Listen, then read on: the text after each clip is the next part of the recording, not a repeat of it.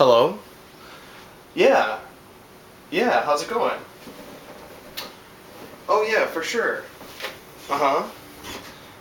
Yeah, no, totally. I'd love to have you on MINUTIA MINUTE. Yeah, no, that'd be really fun. Yeah. Yeah, no, they're here right now actually. Yeah. Well, next time though. For sure.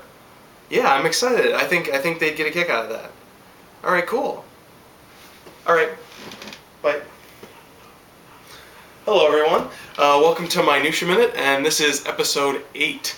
And as promised, we are going to be taking a look at Marvel for the first time ever, I think, on MINUTIA MINUTE. We are going to be looking at the all-new Spider-Man, the new Ultimate Comics line, issues 1, 2, and finally issue 3. Now, I'm not going to really talk about these individually, I just kind of want to talk about it overall. I thought it'd be fun to review these because, excuse me, I'm not typically a Marvel reader. I mean, I enjoy like reading in the trades, but I don't usually read the individual issues as much. And all in all, I mean, compared with, my DC stack, my Marvel stack is a lot smaller. So I'm a relative noob when it comes to Marvel. So I thought it might be interesting to take a look at this sort of from a noob perspective, and maybe give you guys some fresh insight that maybe you hadn't thought about already. So, what do I think of this overall? One of the things I've heard about a lot from people is that it's very decompressed. For me, that's definitely not a bad thing, because there's two different kinds of decompression. There's the kind of decompression that we saw in another certain issue number 1, in which the whole thing was just one short scene and it was just very distended. And then you get a decompressed issue that, yes, you don't see Spider-Man in the first issue, except on the cover. But at the same time, there's a lot of character build-up, there's a lot of threads being planted, and there's a lot of meat in the story. You don't read this in 5 minutes. It's a fairly quick read, but at the same time, you feel like you get something out of it, unlike certain other titles. So all in all, decompression in All New Spider-Man, not a bad thing in my opinion. Now, what I do like a lot is the character development in general. I really like the characters of Miles Morales. He's not Peter Parker, only black, which is good. But at the same time, he's not like Black Spider-Man. He's very much a normal kid. And he is put in this extraordinary situation, similar to Peter Parker.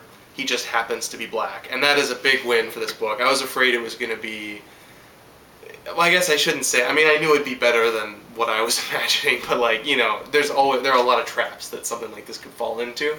It doesn't fall into them, so that's really fantastic. As far as the uncle character in this, that was another thing I really liked. We're kind of getting into issue 2 here, where we learn a little bit more about the uncle. But he's definitely a really interesting counterpoint to Ben. Again, he's not the same as Peter Parker. Miles Morales isn't, so he doesn't have the same family. And it's interesting to see sort of the negative version of Uncle Ben, or like film negative, not evil negative, version of Uncle Ben, as the uncle in Spider-Man. Also, it's really fun as a potential plot twist, knowing where that uncle, his character, is headed, and seeing in advance how they're really setting up the classic Spider-Man predicament, which is, his costume and his Spider-Man persona is telling him to go in one direction, but Miles is telling himself to go in another direction. So I think that has a lot of narrative fodder to be had. I'm really excited to check that out as that unfolds.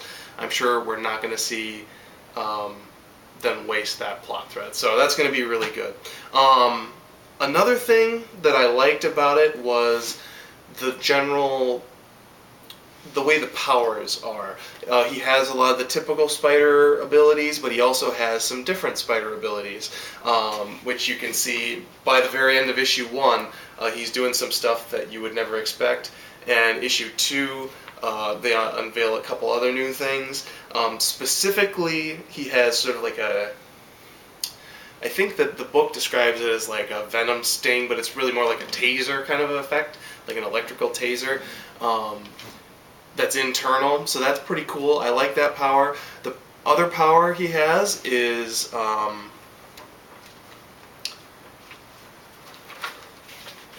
the powers of a chameleon, which is pretty cool. I hope you don't mind I just spoiled that. This has been out for a few months. Anyway, I like that power, pretty cool, although chameleon powers are really, really tough to write, and I think that we are going to see that become a problem in the future.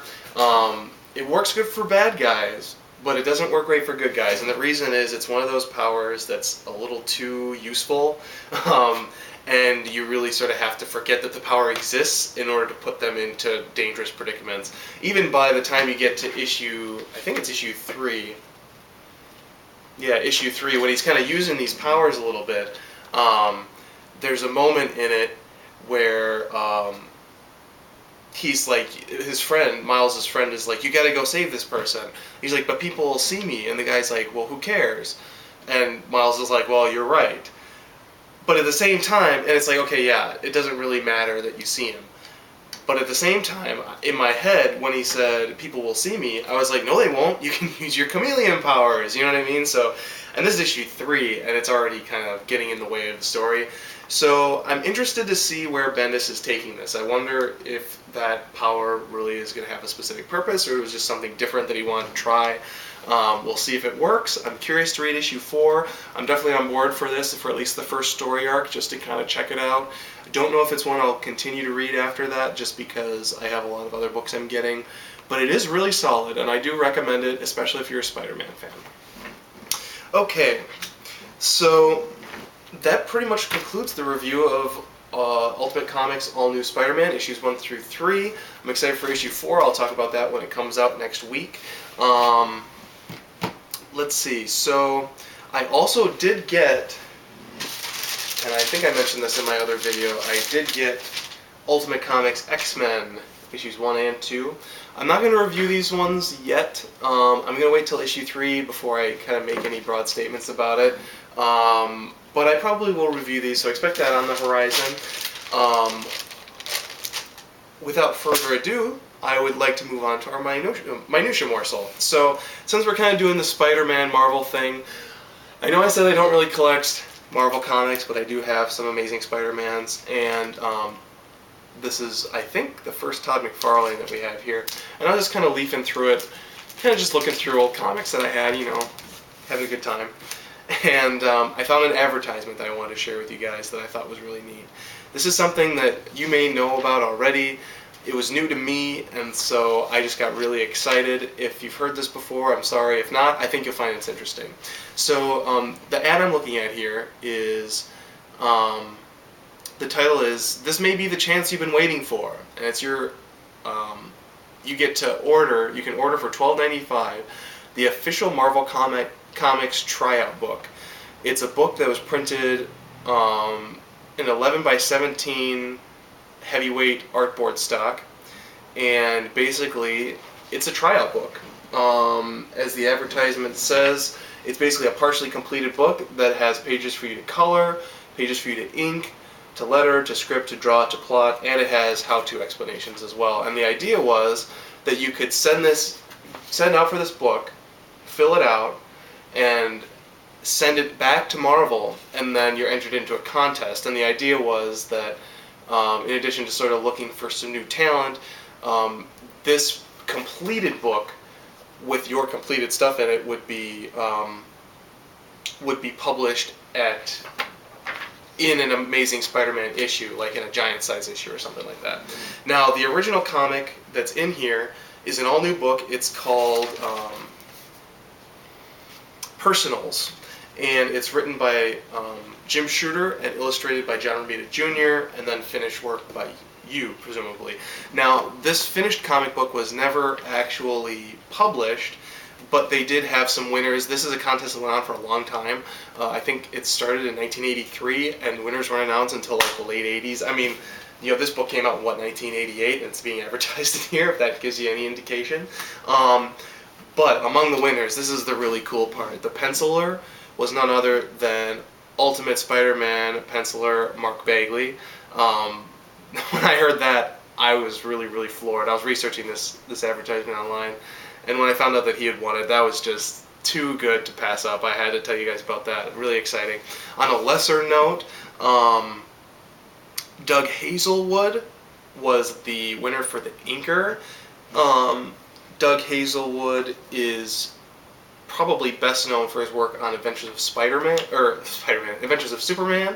You can see him right down here. He worked on Adventures of Superman during the whole death and life of Superman saga. So that was kind of exciting. Not as exciting as Mark Bagley, but still pretty cool. There was actually another contest in the mid-90s, and it was an X-Men do-it-yourself book or whatever, and I don't know whatever happened with that. I don't know if they ever had a winner. Maybe you guys know. You can tell me. Will there ever be another one? Sadly, I don't think... I mean, you know, it's one of those, we have so many independent books that there's a lot of proving ground out there.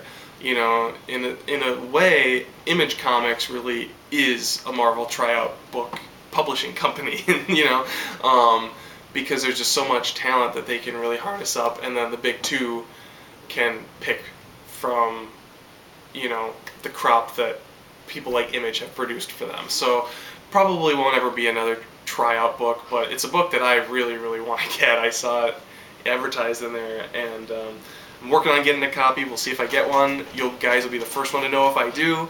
Until then, all I've got is the wonderful, wonderful advertisement, and of course, the dream. So, anyway, that concludes our Minutia Morsel, and also concludes our Minutia Minute. So thanks for watching. I hope you guys enjoyed it, and I'll be back soon for episode 8. And I'll have, or was this episode 8? I'll be back for episode 9, and hopefully, either episode 9 or 10, I'll have a special guest star stopping by. So, see you guys later.